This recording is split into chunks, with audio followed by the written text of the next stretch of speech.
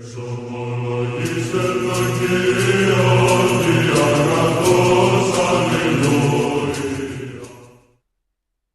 nderuar miq të dashur vëllezër dhe motra më Krishtin, ja ku jemi së bashku takimin ton të përditshëm komenti i shkrimit të shenjtë. Përshëndesim njëri tjetrin me përshëndetje paskale Krishti u ngjall.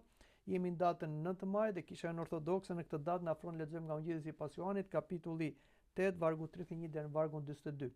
Për mos u mburkohet, le të lexojmë këtë pjesë të Ungjillit të Pasionit dhe ta komentojmë sipas ëndrrave të kishës.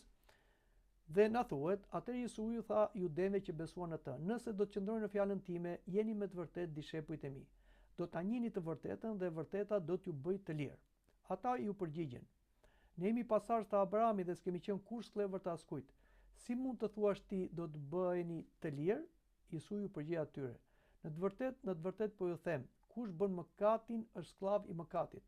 Por skllavi nuk rri përgjithmonë në shtëpi, ndërsa biri rri përgjithmonë. Pra, nëse biri do t'ju bëjë të lirë, do t'jeni me të vërtetë të lirë. Unë e di se jeni pasardhës të Abrahamit, por ju kërkoni të më vrisni, sepse fjala ime nuk gjen vend tek ju. Unë flas për ç'kam parë tek Ati im, dhe ju bëni gjëra që keni parë te Ati juaj. Ata duke përgjigjer thanë: Ati ynë është Abrahami. Jesu ju tha atyre: po të ishit bijtë të Abrahamit, do të bëni veprat e Abrahamit. Por ju tani kërkoni të më vrisni mua që ju kam folur të vërtetën, që kam dëgjuar nga Perëndia. Abrahami nuk e bëri. Ju bëni veprat e atit tuaj, prandaj ata i thanë: ne nuk lindëm nga kurvërimi, ne kemi një atë vetëm, Perëndin.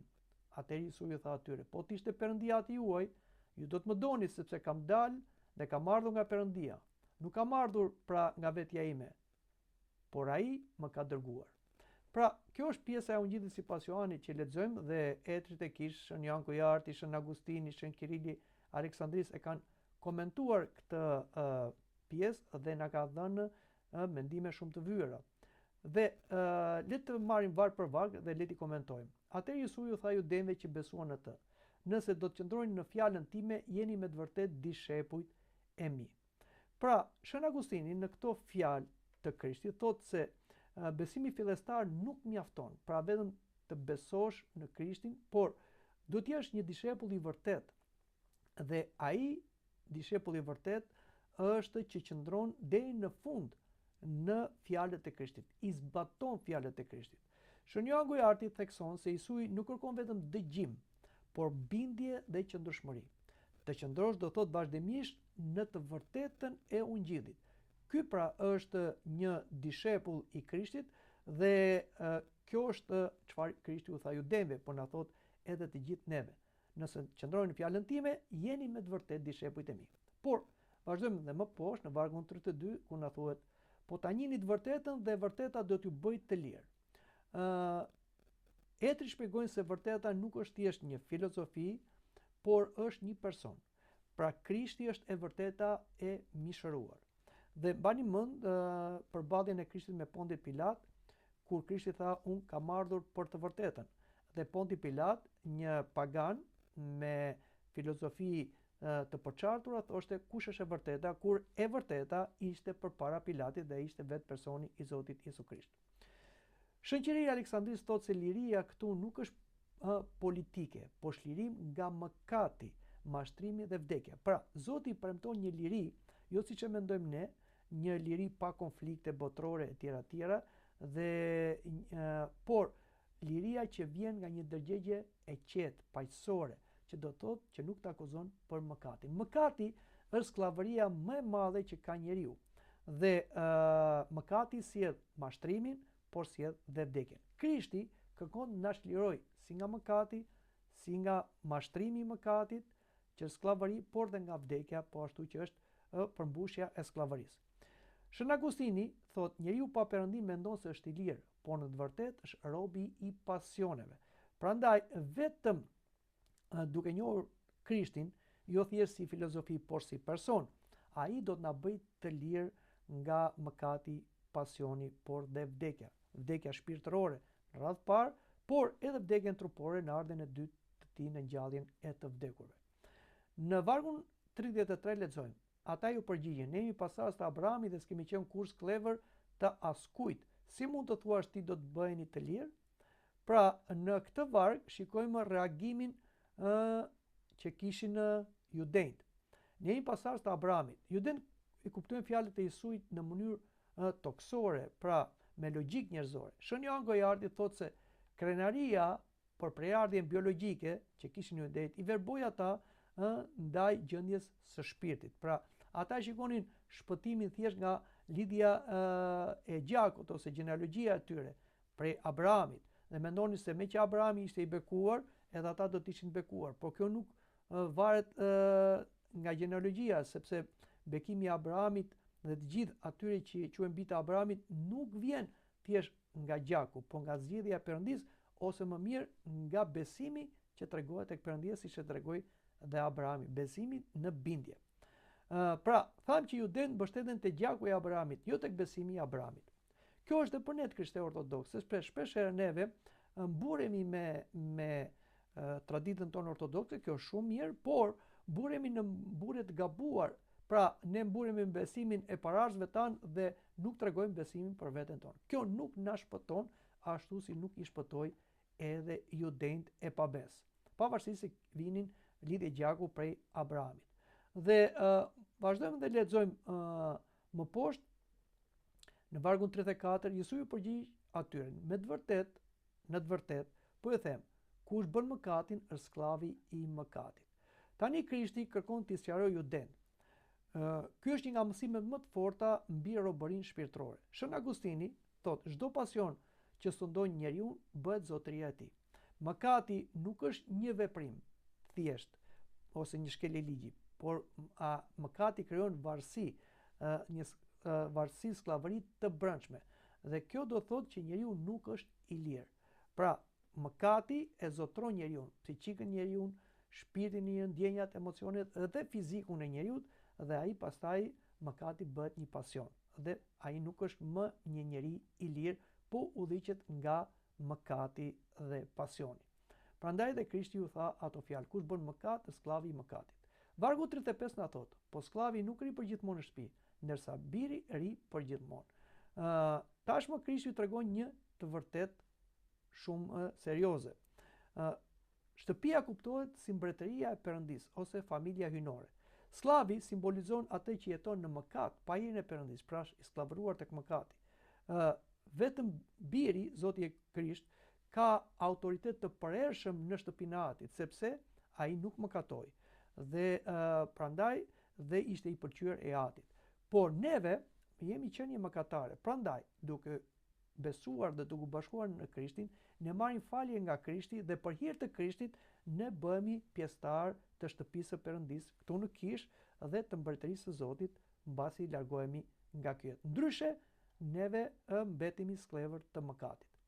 Dhe vazhdojmë dhe lexojmë në vargu më poshtë, në 36 ku na thuhet: pra nëse biri do t'ju bëjë të lirë, do t'jeni me të vërtetë të lirë. Pra, në këtë varg është ajo që tham, etrit e lidhin këtë me shpëtimin dhe hirin që na vjen.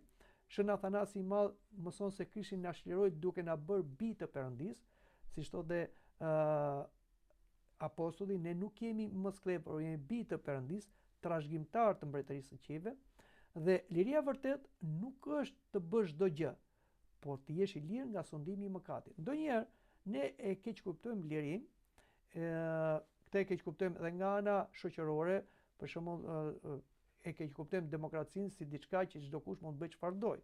Jo, njeriu do bëj atë çfarë është e mirë për të dhe që nuk cënon lirinë e tjetrit. Pra, liria ime përfundon kur fillon liria e tjetrit. Por, aq më tepër në jetën shpirtërore, i lirë nuk do të thotë të bësh çfarë duash. I lirë do të thotë të bësh atë që është e mirë, dhe e mira është vullneti hyjnor. Nëse ne nuk bëjmë vullnetin hyjnor, ne nuk jemi të lirë, po jemi të sunduar nga mëkati.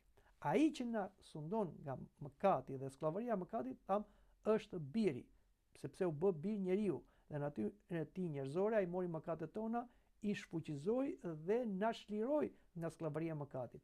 Kjo është arsyeja që Krishti tha: nëse do t'ju bëj të lirë, do t'jeni me të vërtetë të lirë. Pra, është liria e vërtetë.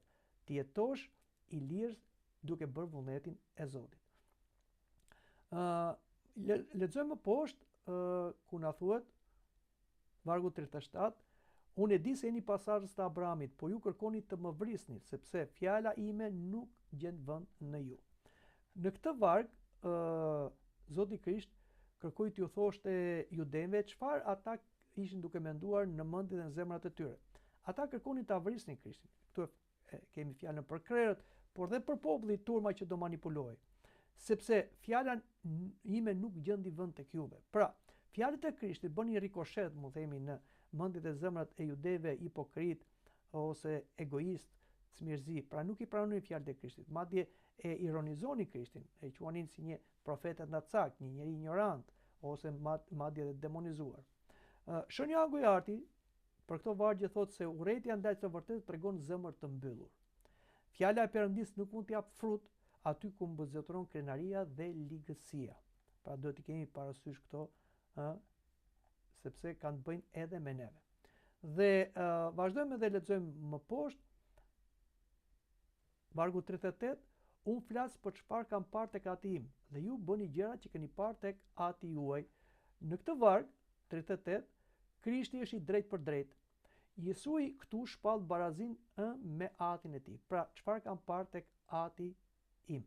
Ashtu si fjala deshifron mendimet, kështu dhe fjala dhe biri i Perëndis na tregon Atin. Etrit shohin këtu dëshmin pra se Isu Krishti nuk është thjesht një njeri, por është Perëndi njeri. Nga përjetësia e ishte bashkë me Atin, si biri dhe fjala e tij, por ajo bë dhe njeri, hyri në kohë dhe në hapësirë dhe po na flet tani për hyjninë e Atit, për hyjninë e tij në një gjuhë njerëzore, ju flet judeve dhe i gjithë njerëzimit. Kur Jesu i thot Ati im, ai tregon njohjen e përjetshme me Atin. Pra, Krishti i drejtohet Perëndis Ati im, sepse marrëdhënia e tij me Atin Perëndi është unikale, se është biri i tij vetëm lindur. Por kur na mësojnë neve ti lutemi Perëndis, ne themi Ati ynë për treguar se ne nuk kemi në atë lidhje unikale që ka Ati me birin, por ne bëjmë bi të Perëndis të adaptuar sipas sirit në bashkim me Krishtin. Dhe vazhdojmë dhe lexojmë më poshtë, jemi në vargun 39 ku na thuhet: ata duke u përgjigj thanë: Ati ynë është Abrahami. Jesu i tha atyre: po të ishi bitë Abrahamit, do të bënit veprat e Abrahamit. Tashmë judejt kërkonin të mbureshin me gjenealogjinë e tyre, pra që ishin pasardhës të Abrahamit. Shën Agustini thot: ti je biri i Abrahamit nuk është çështje gjaku, por besimi.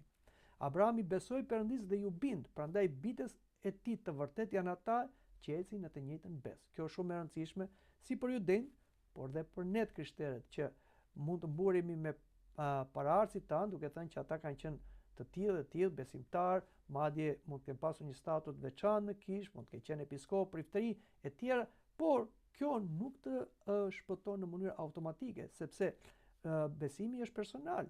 Unë besoj dhe aq më tepër çdo njeri do gjykohet për veprat e tij, dhe jo thjesht nga lidhjet e gjakut që shpesh ne gabojmë siç gabonin edhe judejt.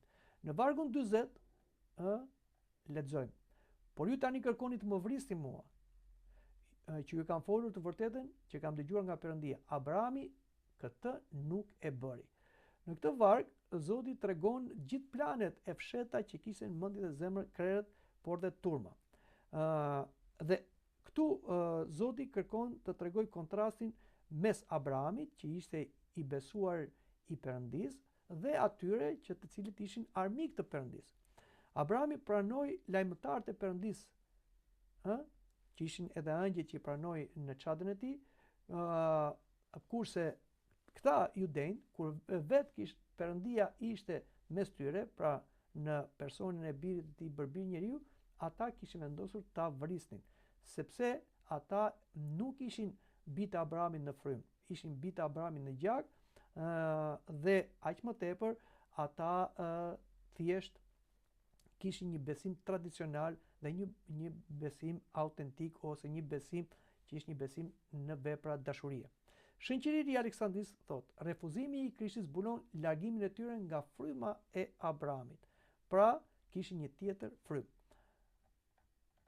Frymën antikrishte, ndryshe nga që kishte dhe Abrahami. Dhe këtë e shikojmë jo vetëm tek krishterët, por tek ata që pretendojnë se vinë nga Abrahami, ose fet monoteiste ose abramaike. Por si mund të themi që ata janë pasardhës të Abrahamit kur janë kundër Krishtit?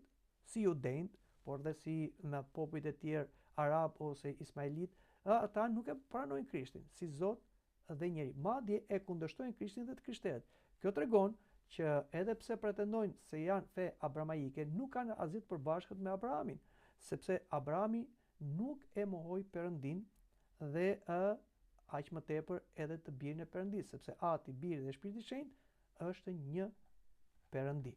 Dhe Krishti e sqaron më poshtë të gjithë këtë dhe në fjalët e tij të tjera, siç edhe lexojmë, ku na thuhet: ju bëni veprat e Atit tuaj, prandaj ata i thanë: ne nuk lindëm nga kurvërimi, ne kemi një Atë të vetëm, Perëndin.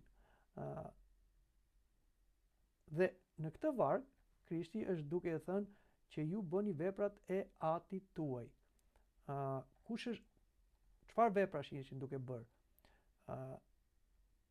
Pra, ata ishin duke bërë veprat e djallit, sepse djalli ishte kundër Krishtit. Kështu që edhe judenjt që treguan armiqësi me Krishtin, po bënin punët e djallit. Djalli ishte duke i zotëruar shpirtrat dhe mendjet e tyre dhe zemrat e tyre. Dhe etrit mendojnë se këtu ka edhe një në kuptim fyes ndaj lindjes së Jesuit. Ne nuk kemi lindur në kurvëri, thonë ata. Ata mburen se kanë një Atë Perëndin, por Jesui do tregojë se veprat e tyre e mohojnë këtë pretendim. Pra ata nuk janë si Abrahami. Por etrit përsëri na thon marrëdhënia me Perëndin provohet nga jeta dhe dashuria për Krishtin. Si mund të thuash që unë dua Perëndin dhe mohon birin e Perëndis? Pra, duash Atin dhe s'do birin? Kjo nuk qëndron. Kështu që ai që mohon birin, mohon edhe Atin. Dhe ka frym antikrishti, siç na thotë dhe shën Johani apostulli dhe ngjillon në letrat e tij. Por jemi edhe në vargjet e tjera, vargjet e fundit për sot. Jemi vargu 42, atëherë Jesui u tha atyre: po t'ishit Perëndia Ati juaj, ju do të më donit, sepse kam dalë dhe kam ardhur nga Perëndia. Nuk kam ardhur pra nga vetja ime, por ai më ka dërguar. Në këtë varg, që si thash është dhe vargu i fundit për sot, Krishti kërkon të thotë se kriteri i birësisë hyjnore është dashuria për atë vet. Pra, si mund thuash e dua Perëndin, siç tham më sipër, dhe të mohosh birin e tij. Shën Agustini thotë, nuk mund të kesh Perëndin para atë nëse refuzon birin. Jesui shpall se dërguar nga Ati dhe nuk vepron në mënyrë të pavarur njerëzore. Pra, çfarë bënte dhe fliste Krishti, e bënte dhe fliste i udhëzuar nga Ati i tij me anë të Shpirtit të Shenjtë. Kështu që kushdo që dilte kundër fjalëve dhe veprave të Krishtit, kishte dalë kundër Atit. Prandaj, tema kryesore e gjithsaj që neve e tham, siç edhe na dëshmuan etrit, është se liria e vërtet është shpirtërore, jo thjesht një liri shoqërore, politike, por është lirimi nga mëkati. Besimi duhet shoqërohet me qëndrueshmëri, pra dishepulli i vërtet qëndron në fjalët e Krishtit. Bita Abrahamit janë ata që kanë besimin e tij, jo thjesht lidhjet e gjakut, dhe dashuria për Krishtin tregon marrëdhënien me Perëndin. Kush refuzon birin, refuzon edhe Atin. Mendoj që këtu ta mbyllim edhe takimin tonë të përditshëm, por takohen në takimin e ardhshëm. Deri atëherë, mirupafshim.